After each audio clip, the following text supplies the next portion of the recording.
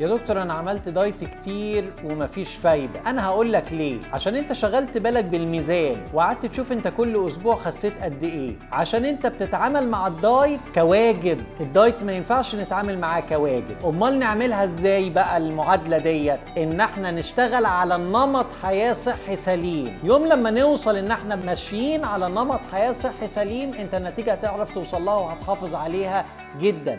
لما تيجي تعمل معايا دايت، انا مش هديك الدايت واقول لك تاكل ايه في الفطار والغدا والعشاء. انا هخليك انت اللي تحط الاكل اللي انت بتحبه في الوجبات بتاعتك. يبقى ساعتها هنقدر نوصل مع بعض لنتيجة ونقدر نحافظ عليها. ما انت لو هتفطر الصبح شوفان وزيتون وتتغدى فرخة مسلوقة، مش هتعرف تستمر على النظام ده فترة زمنية طويلة، فهتبقى المشكلة عمرها ما هتخلص. انا الدكتور مصعب ربيع، كلمنا في ارقام مركز الكارما، هنقدر نساعدك ان انت توصل للنتيجة اللي تكون حاببها.